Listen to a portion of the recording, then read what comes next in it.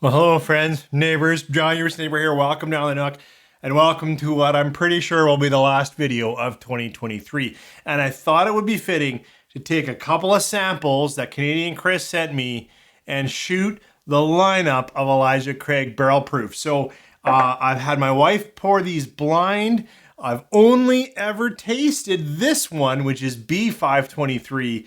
I'm going to just walk through these. I'm going to share the goodness or the surprises that I get going through A123, B523, and C923. You know what? It's just meant to be fun. So if you've got any Elijah Craigh Barrel Proof, why don't you pour that? If not, any big bourbon will do. Come on back and let's talk some Elijah Craigh Barrel Proof. 3, 4.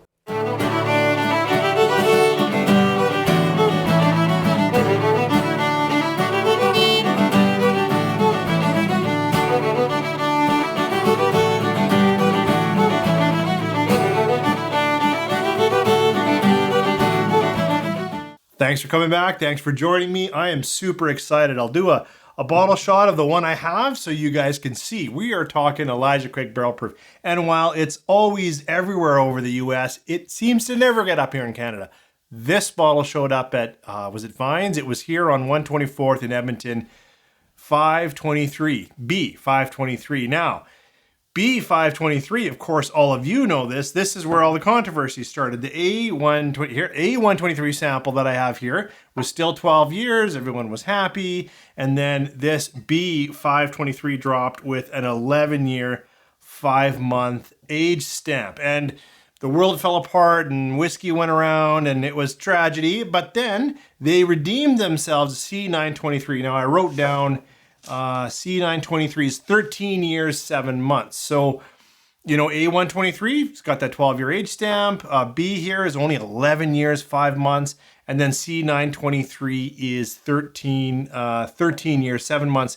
And it's the biggest proof up here. It's 66.5%, then 62.8 and 62.1. Essentially, these two are the same proof.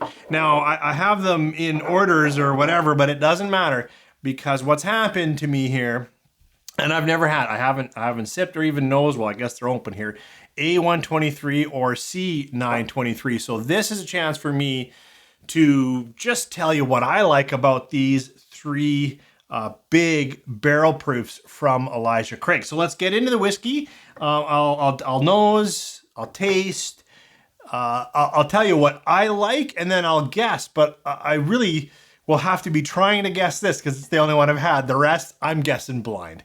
Really blind, as in I've never had it. So hopefully I won't be too embarrassed when I get it all wrong. Let's dive in here. This one's white. So whatever's in white, I'm going to give it a nose. Boy, Elijah Craigh, we got some burnt brown sugars, cherry, sweet oak on this one. Little bit of nuttiness.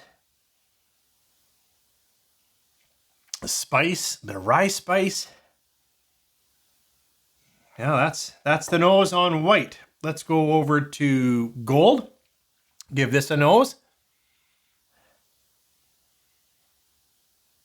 This is much richer. This is the sweetness here. The brown sugars now cooked down, more caramelized. If there's cherry, it's dark cherry, but not as much dry oak. Yeah, this is higher sweetness, drier. This is richer, buttery, cooked, burnt, but burnt, not dry like this, burnt like cooked hard, that kind of thing. All right, last one to nose is teal. Blue, teal. All right.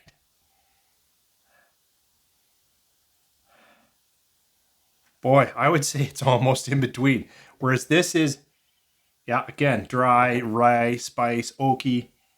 This has that same oak, but a little bit of cherry, a little bit more light brown sugar. Yeah, and this one continues to be dark. All right. I don't have a guess on the nose. I'm drawn to this one as my pick. I better write that down. Gold, I think, right? Gold. has, for me, the best nose. These two are similar. This is more rye spice, and this is more light brown sugar. That's how they stand on the nose. Let's dive in the taste. I'm going to taste them backwards. So we're going to start with teal on the palate. First sip of the day, so I might have to take two just to get acclimatized. Cheers. Thanks again, Chris. You're a gentleman for sending these two out so I can do this. Cheers.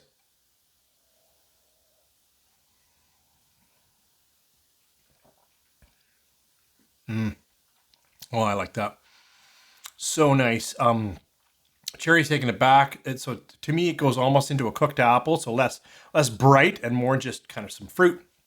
Nice coating. Good oak, like a lot of oak. And then some cinnamon, some brown sugar. Yeah, we're going to stay that. I'm going to stay with cooked apple blossom. So there's a little bit of breading in there. Light brown sugar and lots of oak. That's teal. Okay, we're going to try gold. This is the one that the nose drew me in the most. So let's see what the palate's like. Cheers.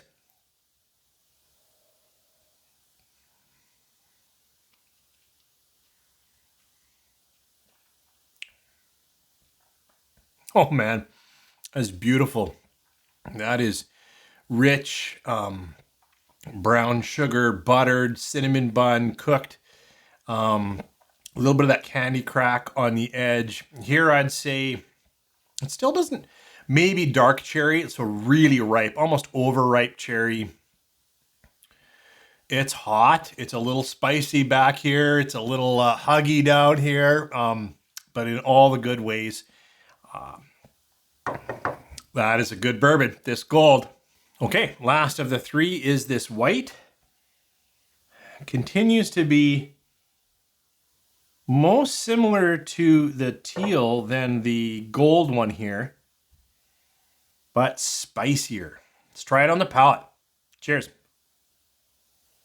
Definitely, this is rye spice, almost grass, dry oak. In fact, drying in the palate, drying in my mouth. Cinnamon, black pepper, oak too, but sun-dried oak. Just that evokes that idea. Not necessarily what sun-dried or air-dried oak does, but it is so spice and rye and dry and pepper and all of the richness of this and the fruit, kind of the apple of this are there, but they're in the back. Long finish, they come out, little more sweetness, little more caramels.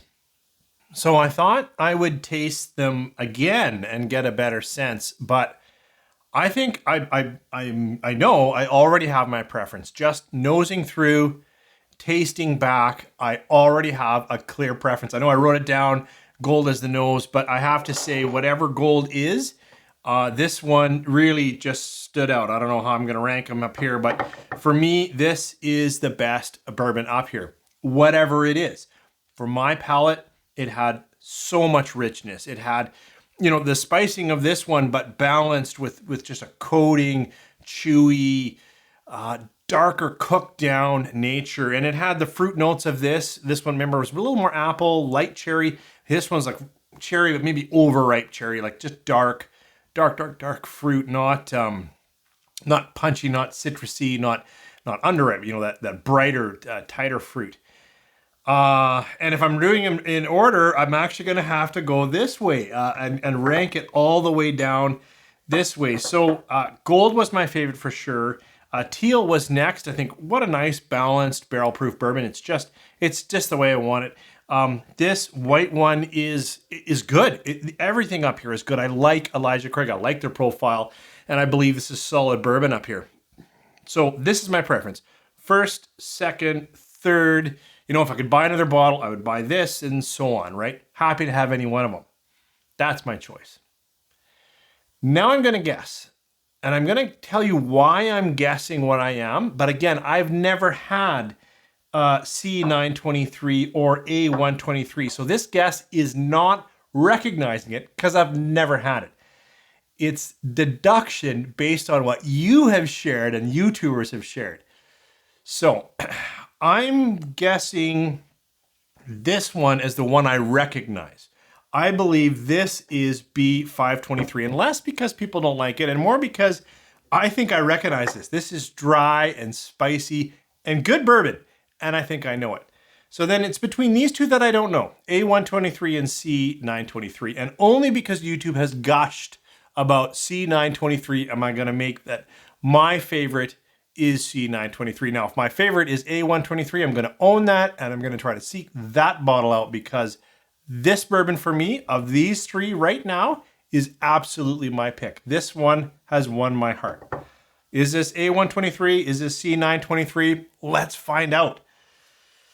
I don't know. Either way, this is a phenomenal bourbon, whatever it is.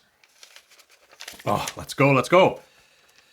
Okay, so, no, interesting. So the bourbon I love, I'm going to reveal the top one right here, is C923. So that's great. I love this bourbon. I would happily get C923. But the no surprised me. I thought I recognized this as the bourbon that I have here. Drier, rye spice. Actually, this is A123. So not only did I not recognize the bourbon that I have, but I didn't rank the bourbon that I have better. That's just crazy. So what I'm saying here, this teal, the one that I like, is actually 523, and I prefer it over A123. So that's very interesting to me. Everything I heard on YouTube told me that this B523 was in that profile. More spice, more rye, more dry. And I get that in here. And so I lean that way. And I'm a fool. Glad that I picked this one. Very glad this stood out. This is a bruiser. If you can get C923, please do. But I would say based on this and my palate only, I'm happy I have B523. It came out second here. And I don't know, Chris, if you poured this right out of the bottle, this has been open a little bit. Either way, this is still good bourbon, at least for me. Thanks for joining me here. Thanks again. I know I said this last one, but thanks for joining me in 2023. This truly will be the last video of the year. Thanks again, Chris, for sending these samples. These are a ton of fun. And thanks to all of you for joining me here. And I hope you all have a fantastic, happy new year and a great 2024 with many, many delicious drams in your future. Cheers. Take care.